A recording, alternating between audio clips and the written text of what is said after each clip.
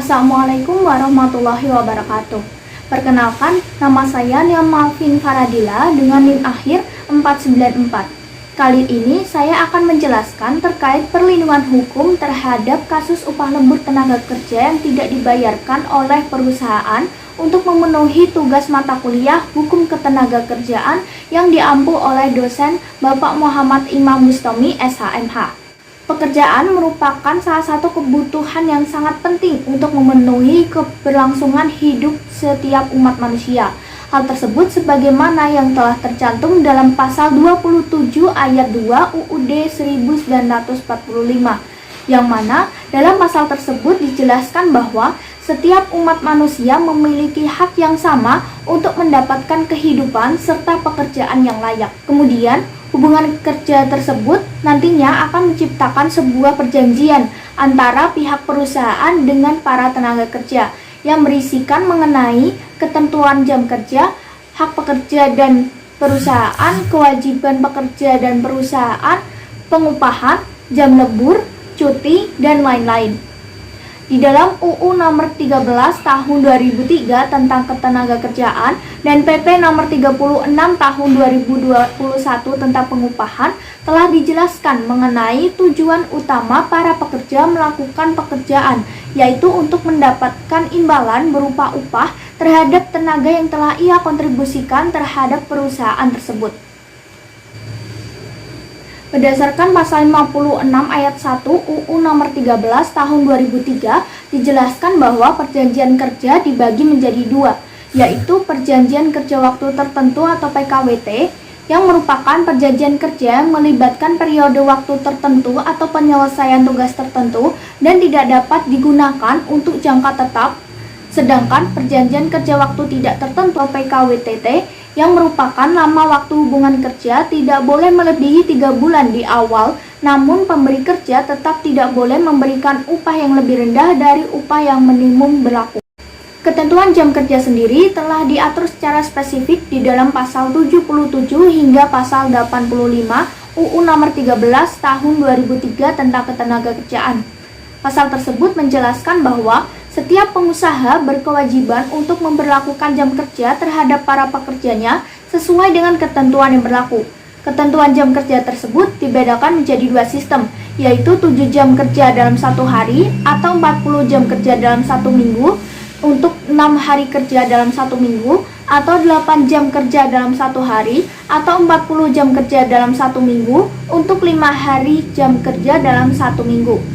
Kemudian, apabila jam kerja tersebut melebihi dari batas waktu jam kerja yang telah ditentukan, maka waktu kerja tersebut telah dianggap sebagai waktu kerja lembur, sehingga para pekerja berhak untuk mendapatkan upah lembur dari pengusaha atau pemberi kerja. Pada pasal 78 ayat 2 UU nomor 6 tahun 2023 tentang penetapan peraturan pemerintah pengganti UU nomor 2 tahun 2022 tentang Cipta Kerja dijelaskan bahwa apabila pengusaha memperkerjakan para pekerjanya melebihi batas ketentuan maksimal jam kerja, maka pengusaha tersebut diwajibkan untuk memberikan upah lembur kepada para pekerjanya. Hal tersebut sesuai yang telah dicantumkan dalam pasal 1 ayat 6 PP nomor 35 tahun 2021 tentang perjanjian waktu kerja tertentu, alih daya, waktu kerja, dan waktu istirahat, serta pemutusan hubungan kerja.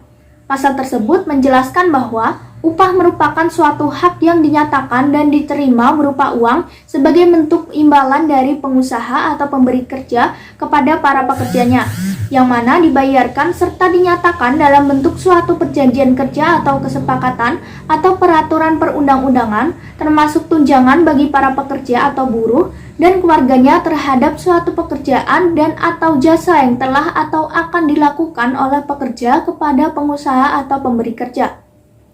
Dalam memberikan upah bagi pekerja, pengusaha atau pemberi kerja memiliki kewajiban untuk memberikan upah sesuai dengan jumlah upah minimum kabupaten masing-masing. Selanjutnya yaitu contoh kasus. Kasus upah lembur karyawan yang tak dibayar oleh PT Sai Apparel Industries di Grobogan, Jawa Tengah. Kronologi kasusnya yaitu Erma merupakan karyawan PT Sai Apparel Industries. Kasus ini terungkap dari cerita korban di beberapa video yang tersebar di media sosial. Erma menjelaskan terkait kronologi kejadian yang ia dan karyawan lainnya alami mengenai upah lembur yang tidak dibayar serta sulitnya mendapatkan izin cuti dan karena diterapkannya sistem simpan jam kerja oleh pihak PT Sai Apparel Industries.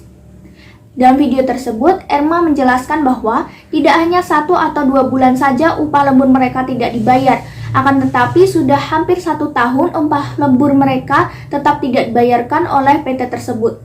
Selain itu, Erma juga menjelaskan bahwa PT tersebut telah melakukan penerapan sistem simpan jam kerja, yang mana jam kerja tersebut diambil berdasarkan jam karyawan ketika mendapatkan lembur. Dan sebagai gantinya, para karyawan tersebut dapat menggunakan jam kerja tersebut untuk mengambil cuti. Akan tetapi pada kenyataannya, justru banyak karyawan yang dipersulit pada saat mengambil cuti tersebut. Kemudian analisis kasus. Tindakan yang dilakukan oleh PT Sai Apparel Industries tersebut telah melanggar ketentuan yang ada di dalam pasal 26 ayat 1 PP nomor 35 tahun 2021 tentang perjanjian kerja waktu tertentu, alih daya, waktu kerja, dan waktu istirahat, serta pemutusan hubungan kerja, yang mana menyatakan bahwa batasan untuk waktu kerja lembur ialah hanya dapat dilakukan maksimal 4 jam dalam sehari dan 18 jam dalam seminggu. Sehingga apabila perusahaan memperkerjakan karyawannya melebihi waktu tersebut, maka perusahaan tersebut wajib untuk membayar upah lembur karyawannya. Dan apabila dilihat berdasarkan pasal 187 ayat 1 UU nomor 6 tahun 2023 tentang Cipta Kerja, maka PT Sai Apparel Industries dapat dikenai ancaman penjara minimal 1 bulan dan maksimal 1 tahun dan atau denda paling sedikit 10 juta rupiah dan maksimal 100 juta rupiah.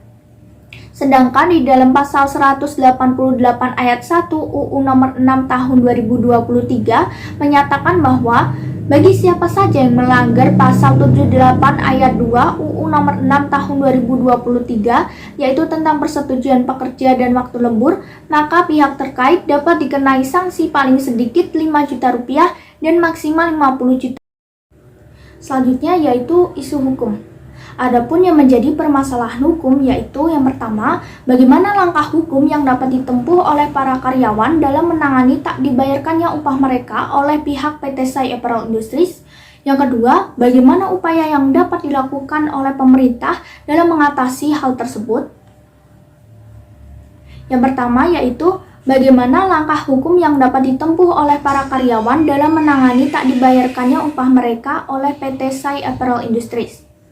Yang pertama, para karyawan dapat mengambil langkah hukum dengan cara melakukan musyawarah bipartit dengan pihak PT Sai Apparel Industries terkait permasalahan yang sedang dihadapi. Namun, apabila belum menemukan titik terang, maka para karyawan dapat melaporkan pelanggaran tersebut kepada pegawai pengawas ketenagakerjaan.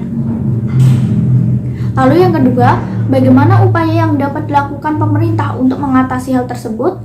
Yang pertama, pemerintah dapat memperkuat penegakan hukum ketenagakerjaan dengan cara menjelaskan secara tegas terhadap perusahaan-perusahaan yang ada di Indonesia mengenai apa saja hak-hak pekerja dalam artian menjalankan praktik pengupahan yang adil, memberikan upah lembur, serta membuat kawasan pekerjaan yang aman bagi para pekerja.